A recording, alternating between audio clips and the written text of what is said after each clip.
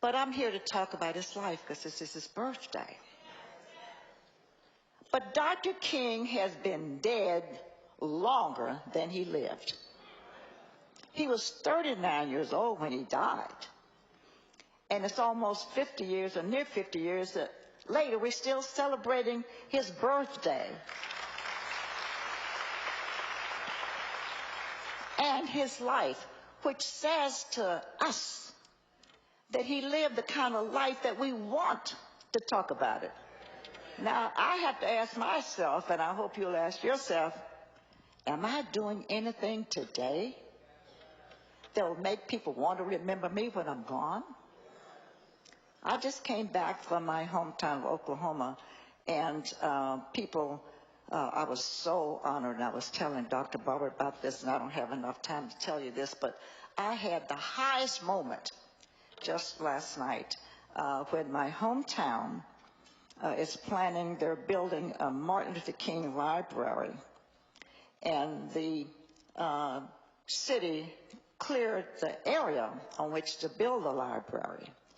And then once they did that, somebody said, I think that's where Xernona was born. And it's the very spot that I entered the world. And now, guess what?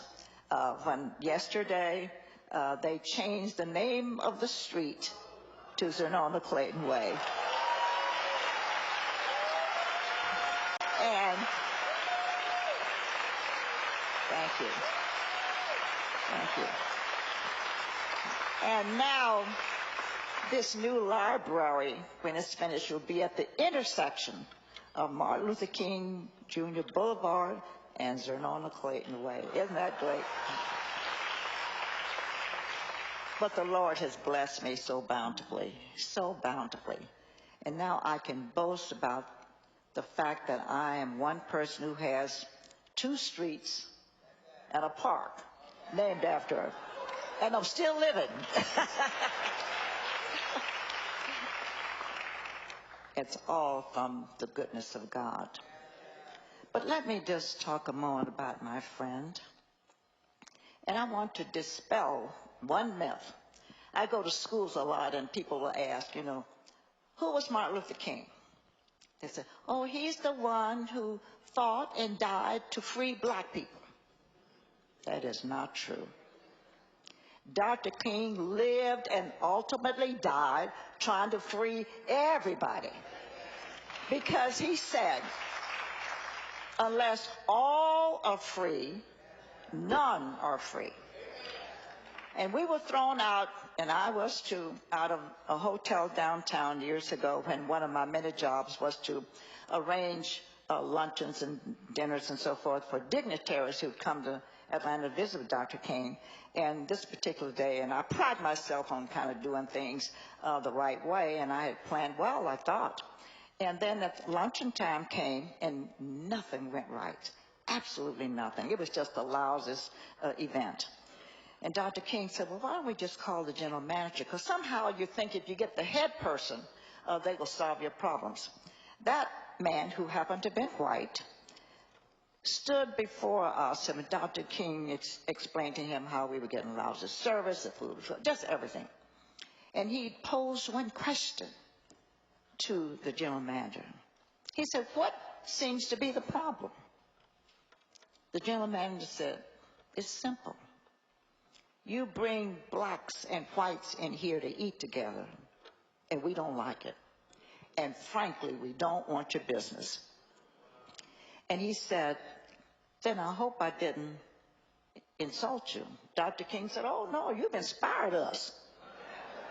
Because now we're going to go out and work diligently, arduously, and consistently to see to it not only is your hotel going to be open, but every hotel in this city and this state and this country will allow anybody who wants to come together and eat together and do whatever else they want to do together will be free to do it. And he did that.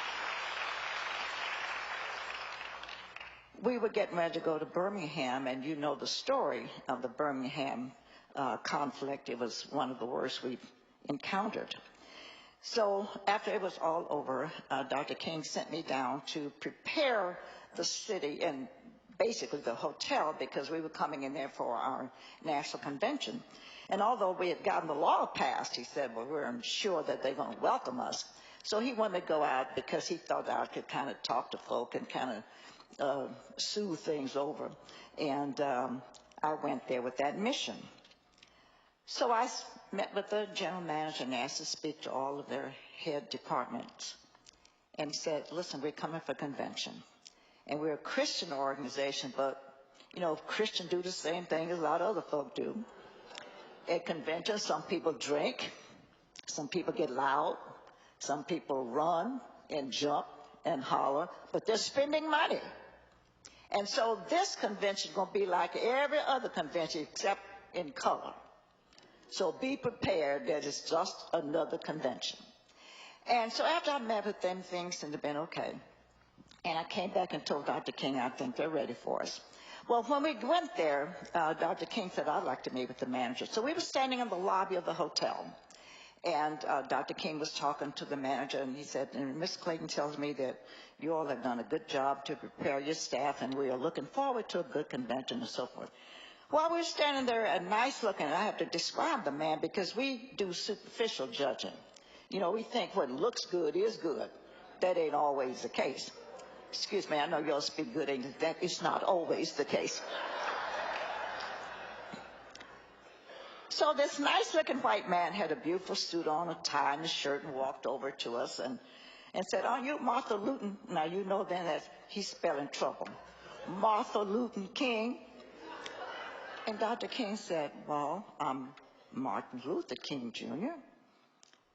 And he just hauled off, wham, and knocked Dr. King down.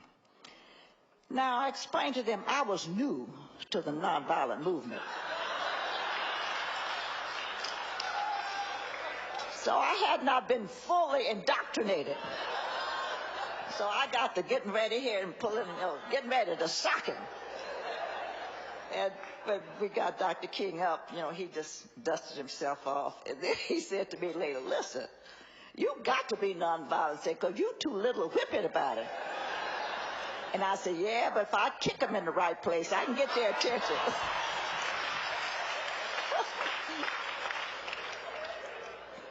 But guess what? And this is the point I want to make. Dr. King got up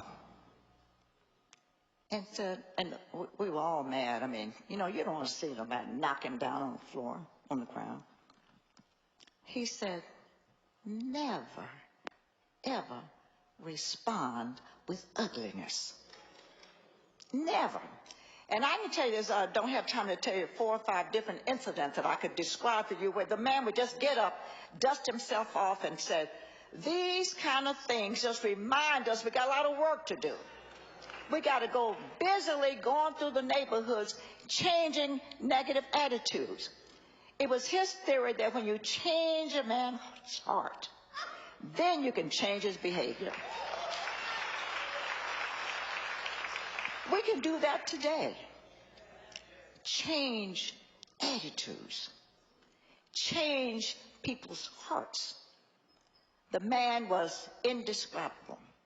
He was a minister, a father, a husband, a savior, prince of peace, nonviolent, peaceful warrior.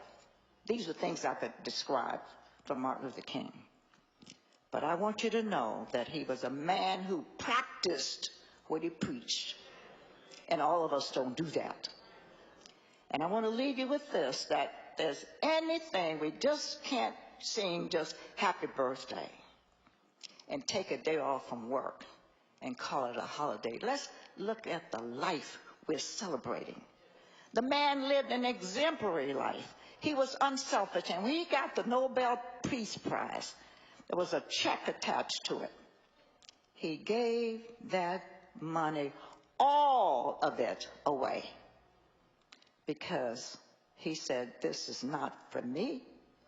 This is for the work we do. And as long as there's hunger and despair and poverty and hopelessness in our society. We got to do whatever we can as long as you can, and then I add to that, but don't sit on your can.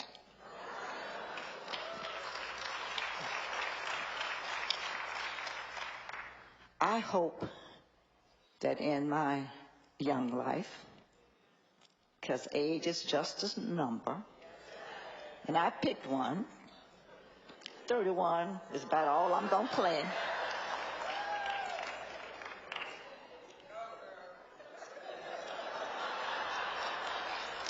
Looking good, too, for 31, huh?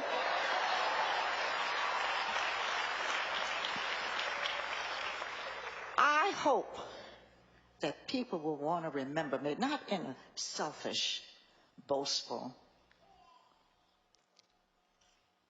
a kind of way that something I have done will make people want to remember me at least for a little while. But I tell you this. A reporter interviewed me one day. He said, listen, you know, everybody talks about how even-tempered you are, but how do you deal with your bad days? And I said, well, I don't have any. He said, everybody has a bad day. I said, well, I thought you were asking me mine.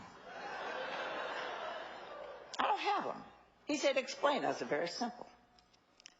When I wake up in the morning and know I am she who is up, that is a good day.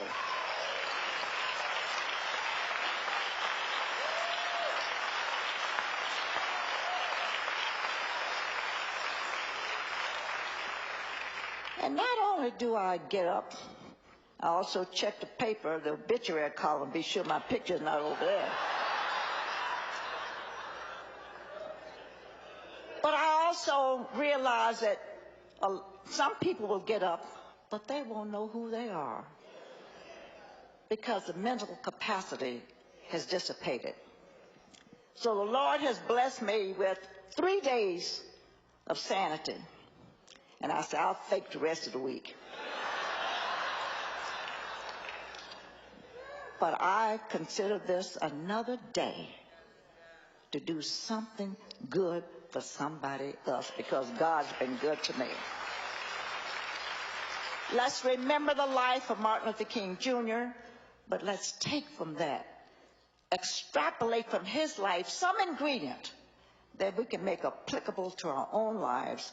And as God has blessed you, let's bless others. And we will sing happy birthday to you. And now we'll do it for Martin Luther King. Thank you very, very much.